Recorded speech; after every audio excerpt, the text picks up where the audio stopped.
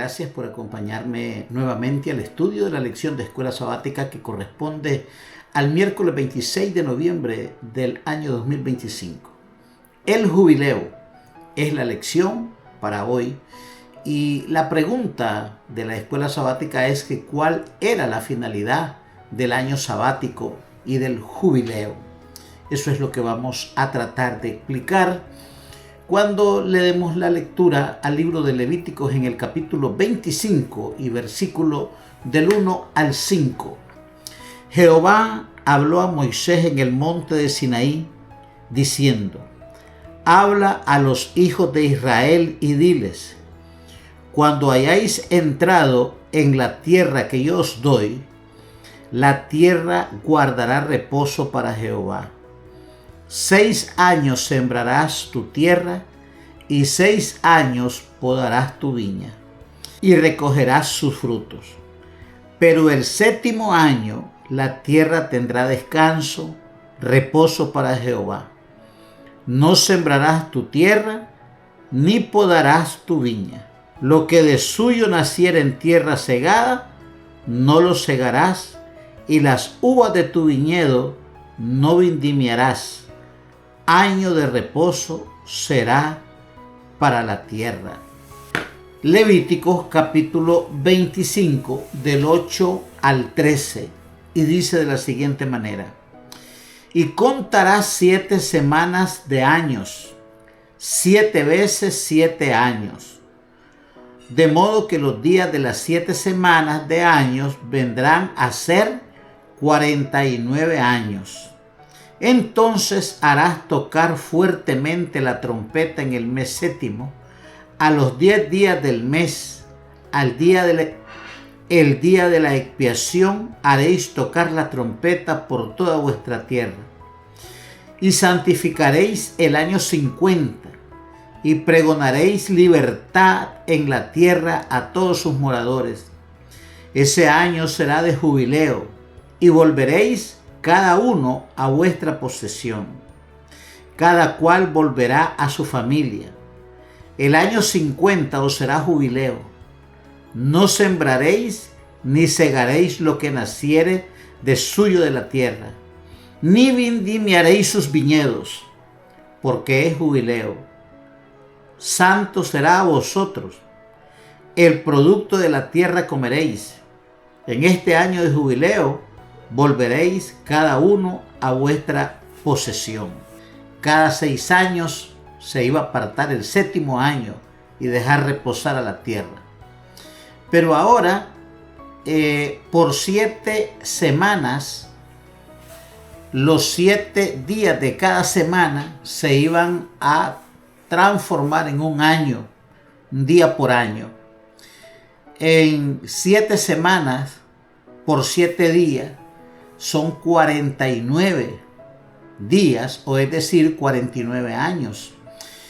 Pero en el día 50 o en el año 50 se iba a reposar la tierra ese año, pero se iba a proclamar el jubileo. El Señor declaró a Israel, en primer lugar, que la tierra pues no podía venderse en perpetuidad, porque mía es la tierra, pues que vosotros sois extranjeros y ausentes para conmigo, les había dicho el Señor en el libro de Levíticos a ellos. Debía hacerse comprender a todos que los pobres tienen tanto derecho como los más ricos en un sitio en el mundo que Dios había creado.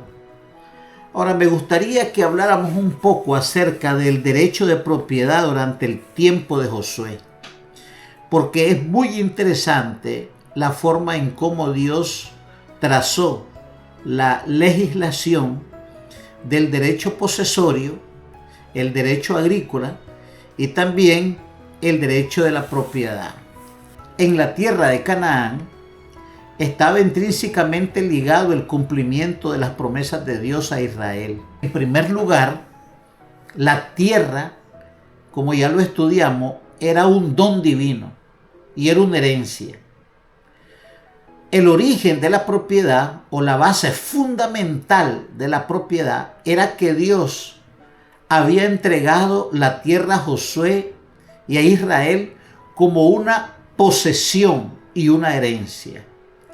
La posesión era el cumplimiento de un pacto y se iba a transmitir a las siguientes generaciones como una herencia. Luego viene lo que se conoce como adquisición. La tierra, aunque prometida, atienda bien esto, la tierra, aunque se le había prometido a Abraham, Isaac y a Jacob y a toda su descendencia, debía ser conquistada activamente. Eso es lo que leemos en el libro de Josué, en el capítulo 1 y versículo 3.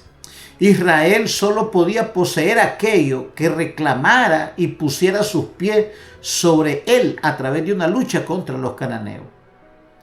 Ahora, estaba el otro asunto que también ya lo estudiamos, que era la expulsión y el exterminio. Tal vez recuerdan esas dos palabras que estudiamos en las lecciones anteriores. El mandato divino era explícito.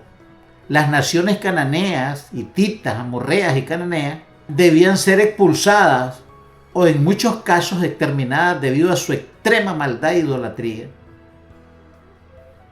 Esto implicaba la transferencia total de la propiedad de la tierra de Israel.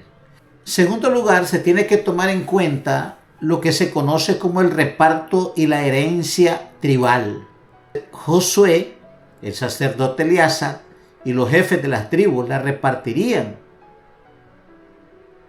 a las 12 tribus de Israel mediante un sorteo sagrado. Recuerden lo que dice Josué capítulo 14 del 1 al 2 y Josué capítulo 18 versículo 10. Ahora, la propiedad iba a ser tribal y familiar. ¿Qué significa esto?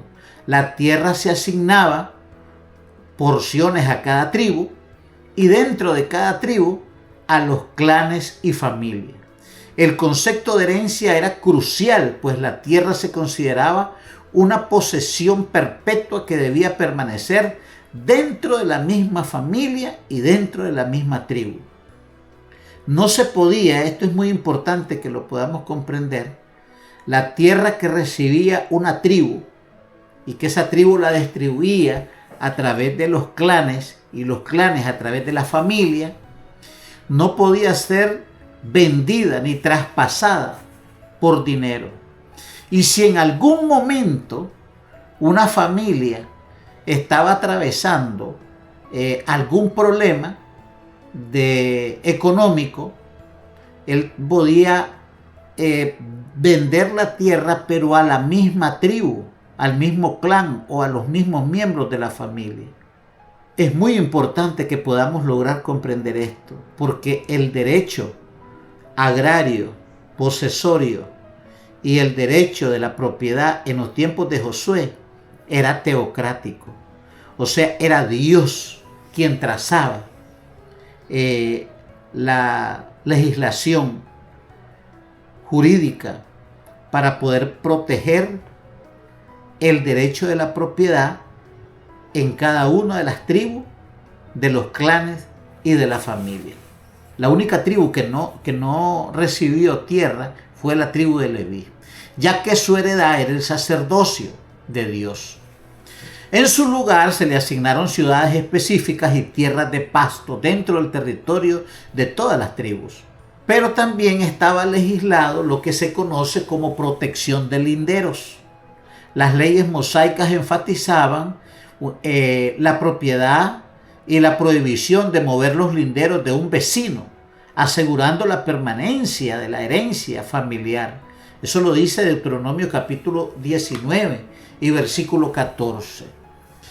Así es que los aspectos legales posteriores al Yobel o al jubileo, aunque estas leyes se establecieron antes de Josué, gobernaban la propiedad en ese tiempo y más allá. El jubileo, o es decir, el Yobel, cada 50 años. La ley del jubileo, según Levítico capítulo 25, establecía que toda propiedad de tierra que había sido vendida debía de devolvérsele a su dueño original o a la familia. No solamente las tierras, sino también habían israelitas que tenían extrema pobreza y vendían a sus hijos, a sus hijas, como esclavos. Y cada 50 años, en el jubileo o yobel en hebreo, las tierras volvían a sus antiguos dueños y también los familiares a sus antiguas familias. En esencia, el derecho de propiedad en tiempos de Josué, como ya lo mencionamos, era un sistema teocrático donde la tierra era un regalo condicional de Dios. Y aunque la cartilla no menciona algunos aspectos teológicos, algunos aspectos que son maravillosos, que no tenemos tiempo tampoco para explicar en detalle esta situación, pero sí me gustaría mencionarles que cuando Jesucristo vino acá, a esta tierra, y llegó a Nazaret donde se había criado, y dice que entró a la sinagoga y le dieron los rollos para leer. Él leyó y leyó el libro del profeta Isaías y habló acerca del año favorable del Señor. ¿Recuerdan eso? Esa frase que dijo Jesús, ha venido el año favorable del Señor, estaba hablando que con Él y en Él había llegado el jubileo. No solo para Israel, sino para todo el planeta. Había llegado el jubileo, que significaba el regreso de lo que un día se nos fue arrebatado. Había llegado el año en que nosotros ya dejaríamos de ser esclavos del pecado, esclavos de Satanás, y íbamos a recuperar en Cristo todo aquello que hemos perdido. Es maravilloso, como por eso decía, no hay tiempo ahora para explicar este asunto tan importante. Es teológico, escatológico, es maravilloso. Ahora, esta frase, llegó el año favorable del Señor, es una referencia directa al concepto del jubileo. Recordemos que Jesús no vino a liberar de deudas económicas o de tierra, sino a traer una liberación de la esclavitud del pecado y de la muerte. En otras palabras, Cristo vino a proclamar el año favorable o el jubileo espiritual. En la economía hebrea era asunto de tierras, literal, era asunto de esclavos literales. Con el año favorable y la proclamación del jubileo en Cristo y por Cristo es espiritual. O sea, la redención espiritual y la liberación de la esclavitud espiritual se hicieron posibles a través de su sacrificio. El gran jubileo final, vamos a hablar de esto rápidamente, porque tenemos el gran jubileo final, que es un jubileo escatológico. El Yobel apunta a la consumación de todas las cosas, al regreso de Cristo y el establecimiento de su reino, que será la restitución final. El jubileo final será el momento en que se produzca la completa restitución de todas las cosas, según Hechos 3:21, la resurrección de los justos, la entrega de la herencia eterna a la Nueva Jerusalén, de la tierra nueva, y el fin del sufrimiento, la injusticia y la muerte. Es interesantísimo el estudio de la lección de escuela sabática. Nos causa mucha alegría saber que la historia de los israelitas es la historia nuestra. Nosotros estamos viendo, nosotros que alcanzamos el fin de los tiempos, estamos viendo el desenlace, el cumplimiento profético y escatológico de todas aquellas cosas que le ocurrieron a los israelitas, de toda aquella historia del pueblo de Israel. Nosotros disfrutamos hoy del año del jubileo desde que Cristo vino a esta tierra y estamos en ese proceso ahora, pero vendrá el jubileo o el yobel final, será cuando Cristo regrese y todo lo que el diablo nos ha robado, todo lo que el pecado nos ha destrozado, se nos serán regresados. Nuestros padres que están en el sepulcro y murieron en Cristo, nuestros hijos que han muerto en Cristo, todo aquello que el diablo nos ha arrebatado, Cristo ha venido ya a rescatarlo todo. Y ahora apenas disfrutamos el jubileo del perdón, el jubileo del año agradable del Señor, pero vendrá el día del jubileo final, en donde todo el sistema de cosas, donde hay muerte, llanto, tristeza y dolor, se terminará. La tierra será limpia y volverá a las manos de los legítimos dueños, de los legítimos herederos.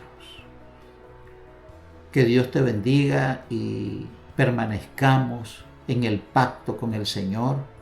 Si no has hecho pacto con el Señor, acepta a Cristo como tu Salvador personal.